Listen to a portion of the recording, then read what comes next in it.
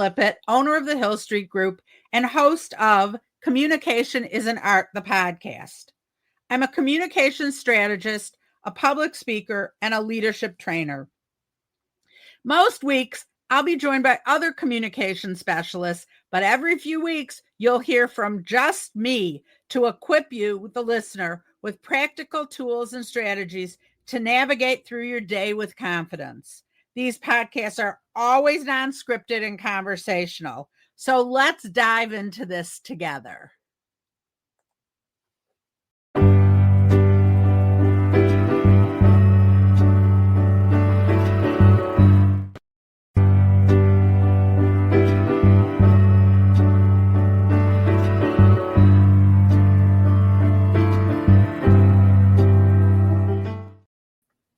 Hi, I'm Pam Lippitt, back with another episode of Communication is an Art.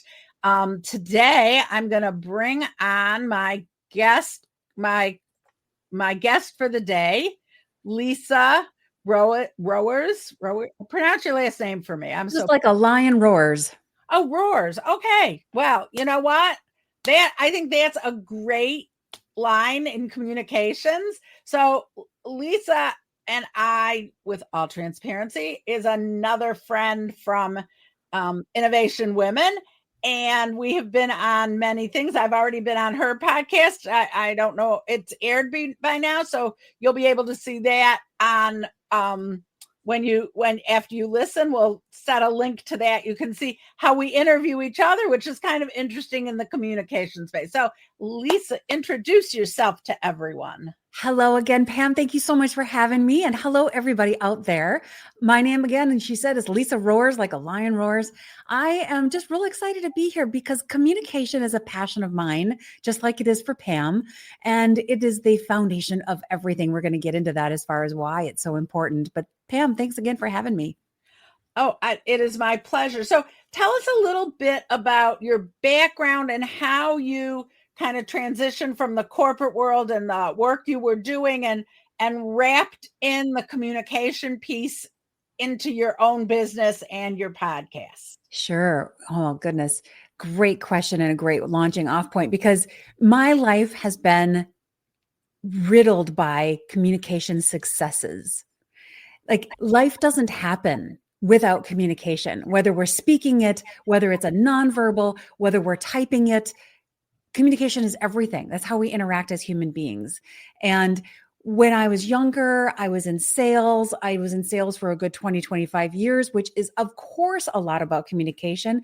And you have to relate with people. You have to help people feel comfortable. Communication helps put people's guards down. It also helps people open up and feel comfortable, or it can put people on the defense and shut them up where they won't want to tell you anything about them. So communication is just so critical. After sales, I went and kind of switched my career. I had done some executive coaching at that point. Again, communication is critical because when you're working with executives, most of them think they have it all figured out. And so you have to massage the communication to make them think that your idea is their idea. And that's an art as well.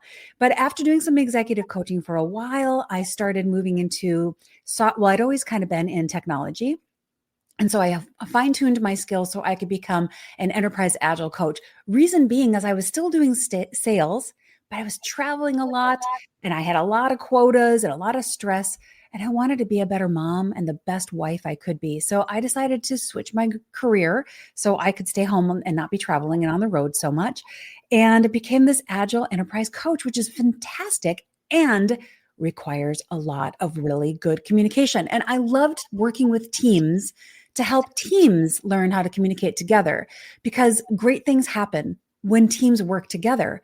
But often, software engineers in particular aren't really always the best at communicating. They don't want to, they don't want to rock the boat. They don't want to stir the pot. They don't want to face any conflict. So getting them to step into something that could potentially be a risky conflict kind of situation, or to disagree with someone, that's a hard thing to coach people through. But I love it. I love helping people bridge that gap between their communication comfort levels so they can accomplish even more things. Well, you can see why we're calling today's episode of Communication is an Art.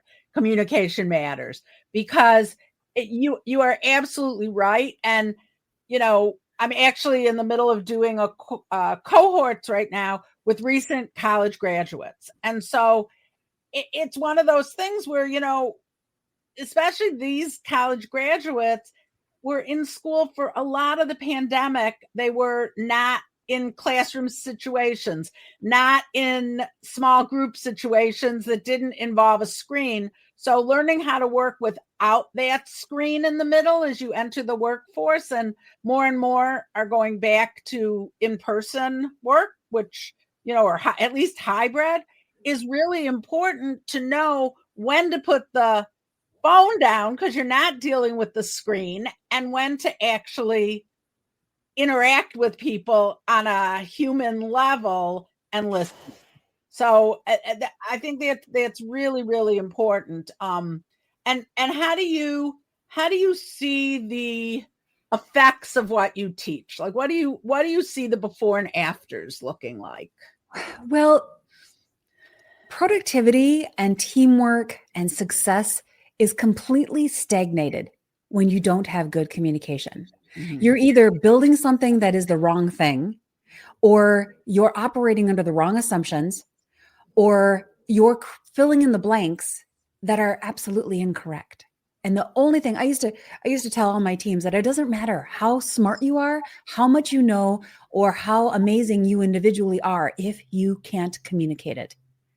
Yes. It doesn't matter. It doesn't matter what you know. And communication, Pam, starts right here. Me looking you in the eye. That's the first level of communication that we have. Before a word is spoken, before a word is typed, communication starts with eye contact. And so many of our young people aren't comfortable with that because they've been on these Zoom calls and they've had their cameras shut off and they've been multitasking while they're supposed to be listening. And when you're speaking with somebody, if you're constantly like looking around the room and not paying attention, that communicates something to the other person. It says you're not as important as whatever else it is that I'm looking at. I call that the over the shoulder conversation. So when you're at a networking event, when you're having a conversation with someone and you can tell they have no clue apparently, but the other person can always tell that they're looking over your shoulder to see who else might be of more value in the room. No. You're talking to me. You don't even know what value I can bring you. Don't be like that. So if I say there's one thing I like to teach people is, and you know it with people, that you can name those people, those politicians, those CEOs who, when you're talking to them, it's like you're the only person in the room. What right. Just flew by you? Something flew by. I could tell. No, I was going to say, see, I was just doing that. When you're talking to me, if my eyes are doing this, I'm not listening to you. I'm looking at something else. I'm paying attention to something else. Your mind is already on the next subject. Your mind is on the next person, the next thing, the next whatever. So, I actually did a session this morning, and that's one of the things we talked about was how to have that engaged conversation and then come to moving on to the next person. There's ways to do that aren't insulting. Yeah. I think a lot of it is introducing people to each other or bringing other people into the conversation and then let them succeed talking to each other as you can kind of step out at that point. So it's all, a matter of how you position not only the beginning of the conversation, but almost more importantly, the end of the conversation and the next steps to the conversation. Mm-hmm. So it's just all so interesting. Yeah. So give me a favorite story. I love to ask people their favorite either teaching moments or communication moments. I don't mean to put you on the spot. Okay, a little, but but I think that always shows like what we're doing and how we're we're succeeding. Yeah. Well, goodness, I have so many, but of course, none of those are surfacing at the moment. So many situations from, 26 years of working in the corporate industry, there's 100, probably 1,000 different examples of how communication has or has not helped. I will say that in my corporate career, when I was in sales, One of the things that I would always do is, people love to hear their name. So Right. when you're speaking with someone, I would use their name as I'm talking with them. But I would also, when I'm meeting with them in their office, I would also look at what's behind this person, because these pictures I have up behind me that you can see if you're able to watch this episode, says something about me. So you can learn about the person and you can engage in that communication with them even deeper when you start to look at what this person surrounds themselves with. Now, to your point, Pam, if you're at a networking event or you're at a college recruiting event or something, some people aren't comfortable with the eye contact. And I get that. That is a learned skill. Bring a pen. Bring something you can hold in your hand. And when you get uncomfortable with the eye contact, instead of looking elsewhere that makes your conversation person feel like you're not paying attention, look down at your pen. It says that you're thinking and that you're trying to focus, and it gives your brain a break from looking at the person in the eye. But it also tells them that you're not looking at someone else or something else. That's a great tip. Yeah. Yeah. Something to focus my your very attention. first boss, I was, when I was right out of school, like, he just intimidated the heck out of me. And I don't, now with years of perspective, I don't know why, but just some people can do that to you. And I always brought in a can of, and probably in those days, Dr. Pepper, tab, but I always, I'm still of the tab, like toxic environment kind of thing. But I always had a can of soda or something with me, can of pop. We're Midwesterners, we can say pop. And so that was if I got nervous, I would take a sip of, that was my stopgap, was my like long pull of the pop. Whether any was going into my mouth or not, didn't really matter. It gave me that break to like center myself. And Sure. people need that. Yeah. Well, and I wanted to answer your question. I want to give you an example of something that's actually personal versus corporate, because I think our communication permeates, like I've said in the beginning, everything we do, communication is. But I'm giving an example of situation with my dad. Okay. He was not in my life growing up. And I kind of had this moment mid-20s where I was like, I'm going to get to know this person that is supposedly my dad. And I invited him to dinner. I never called him dad. We sat down and I said, okay, Jim, I'm going to tell you all the things I don't like about you and all the things that I'm angry about. Then I'm going to shut up and I'm going to let you do the same thing. This was our communication reset. And I said that, and I actually had gotten permission from him first. So this is another huge thing about communication, is to get permission, whether it's a corporate situation or you're going to talk to someone. Hey, I have some feedback for you. Can I share with you some feedback?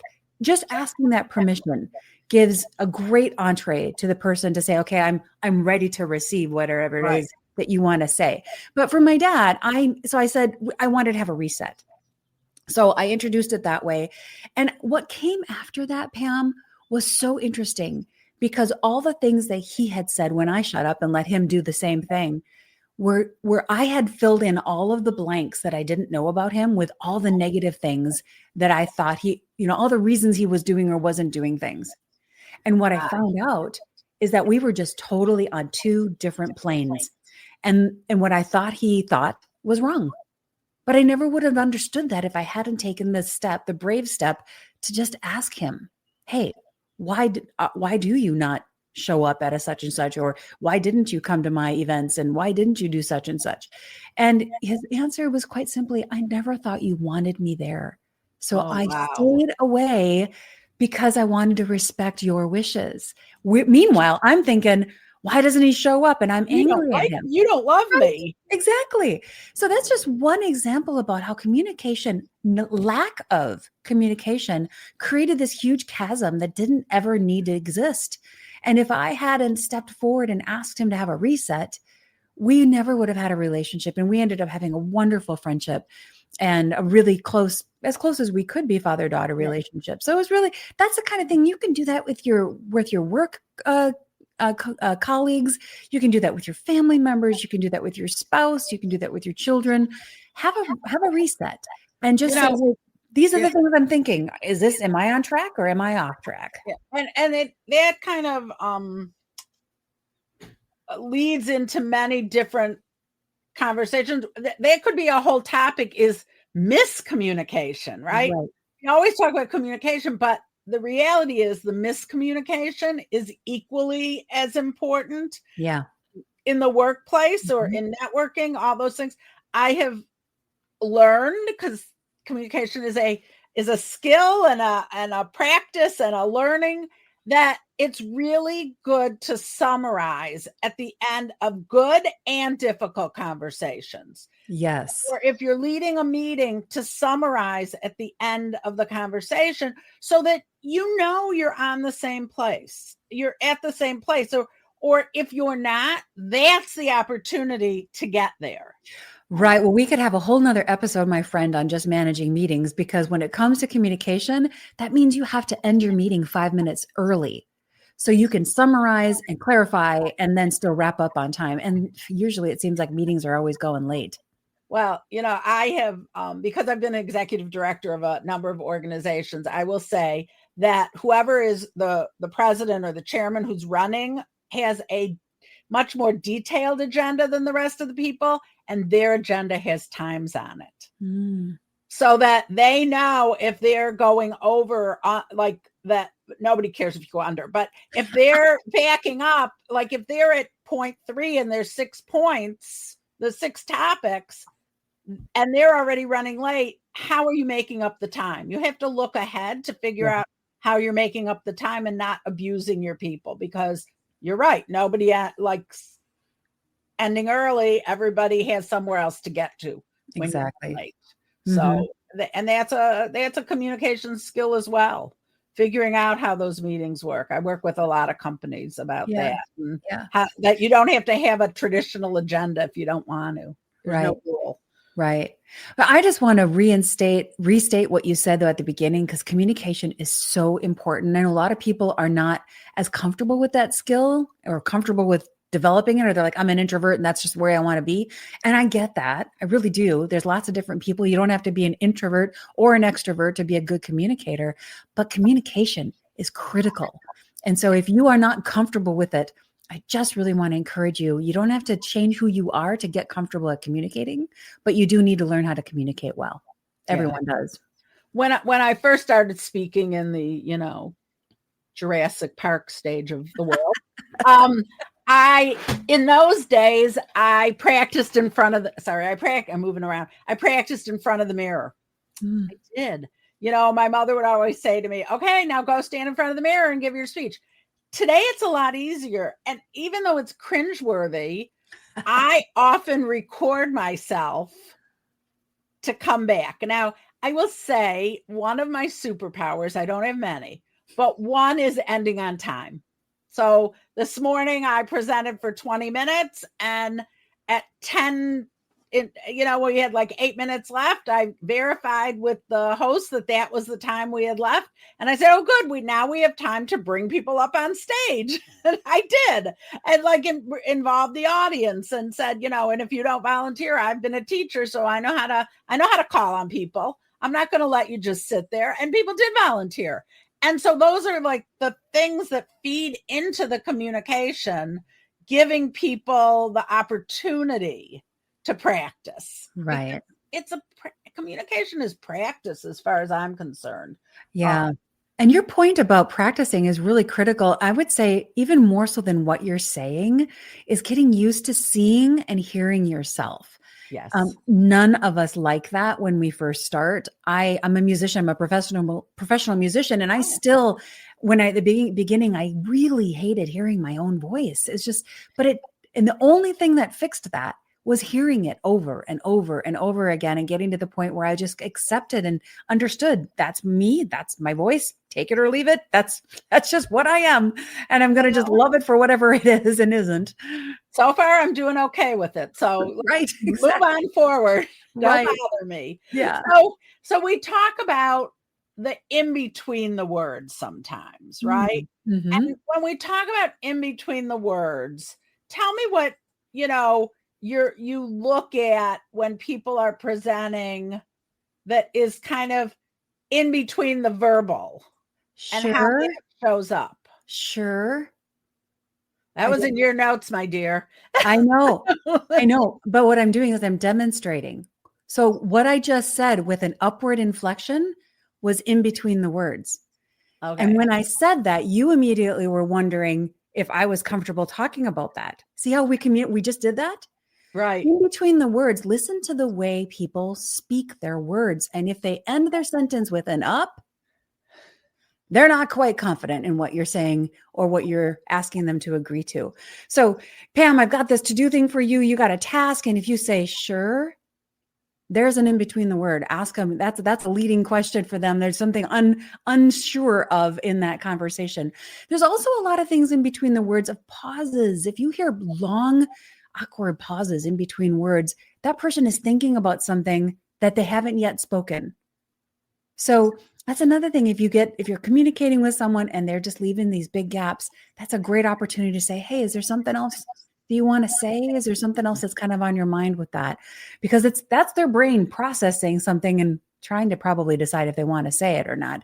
There's so much that happens in between the words. And I think we have to remember we are not these vessels that come in, single-minded when we enter the room, whether it's a personal thing, a family thing, a corporate thing.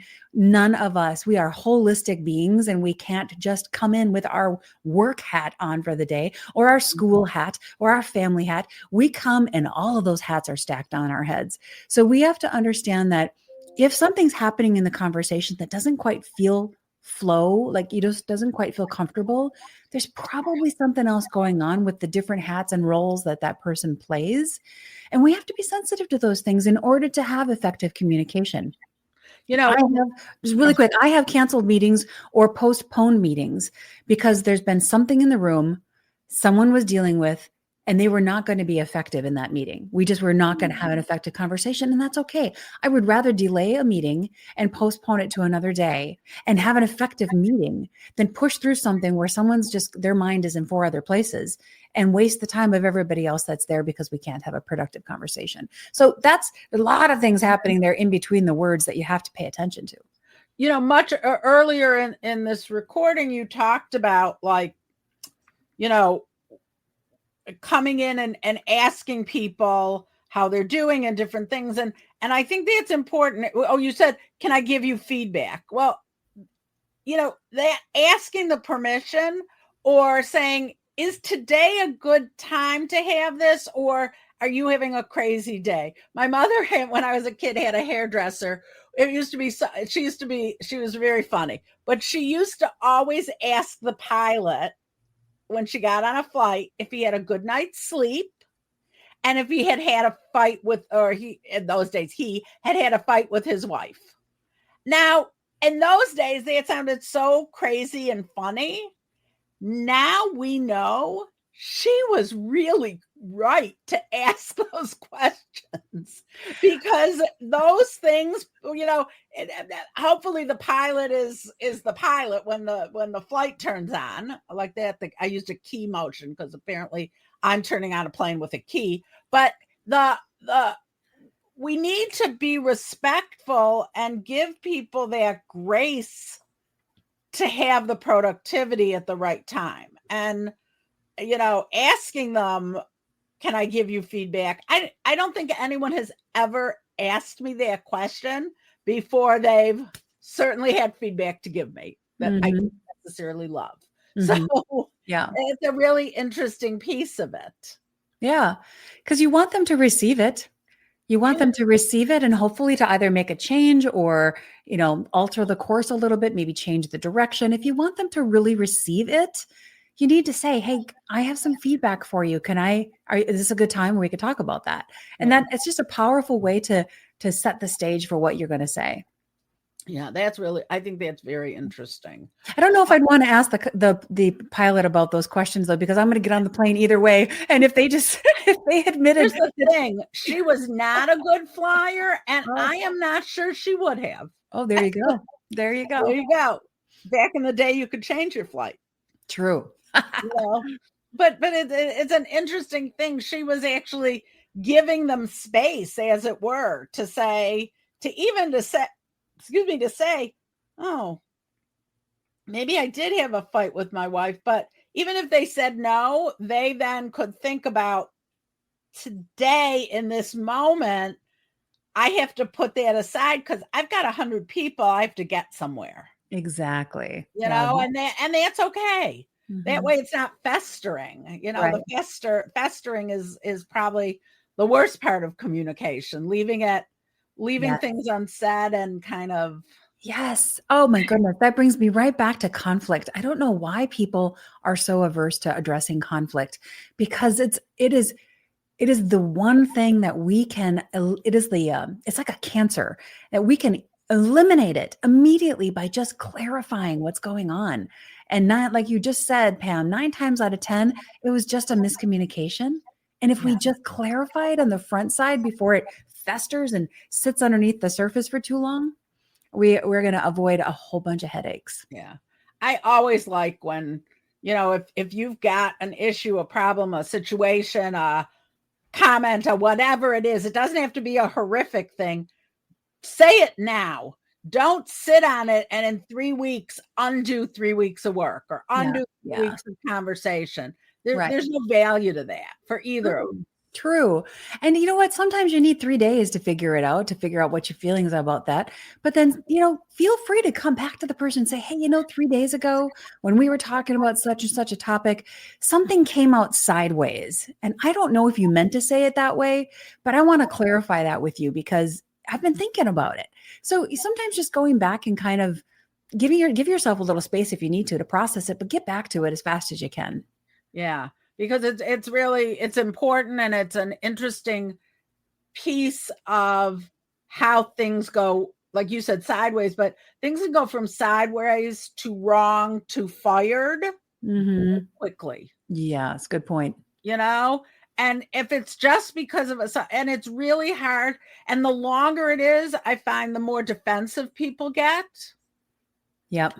The earlier it is, you could say, oh no, I meant this and this. Let's clarify so we're on the same page. I think those words, so we're on the same page, gives a lot of opportunity to, even if you weren't on the same page, to get on the same page and both walk away together, knowing what next steps and what, you know, I have to say there are a few people in the world that all these opportunities, all these tricks, all these things we've learned really won't change a thing. Yeah, And true. you need to know that too.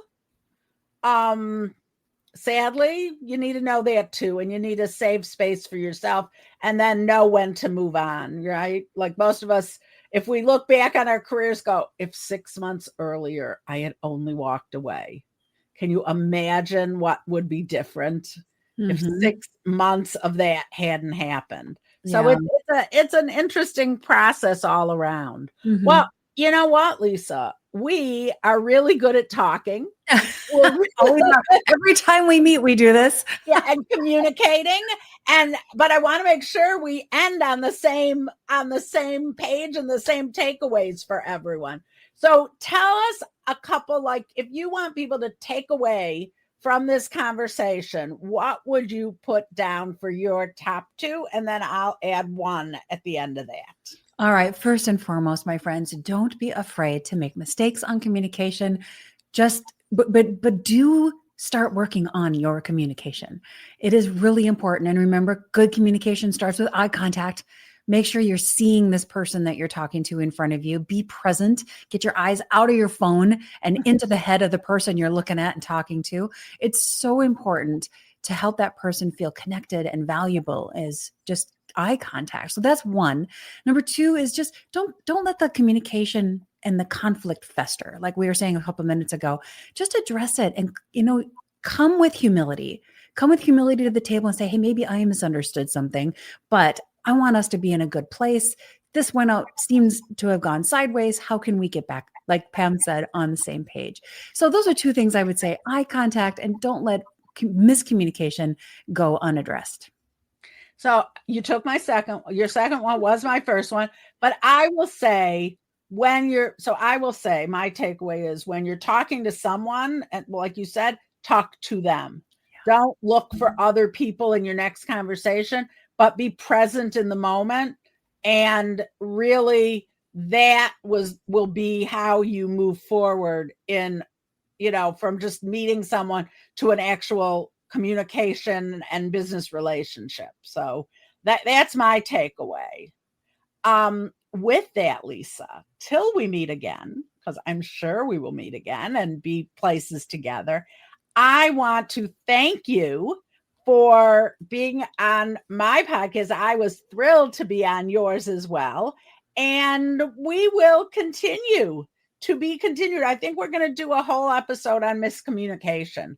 I'd love to be part of that. Anytime, Okay. you let me know. I will. So to everyone listening, I want to thank you again for giving us some time and some space to talk about communication and how communication is an art. And you're listening on a stream and you can watch on YouTube. Have a good day, everyone. It's been great. Bye. Bye.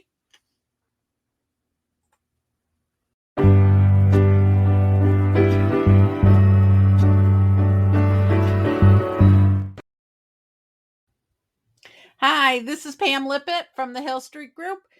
Thank you for listening to Communication is an Art. Make sure you subscribe and continue to listen. We really appreciate it. Share with your friends all those different lovely things. And we will be back soon. Have a great day.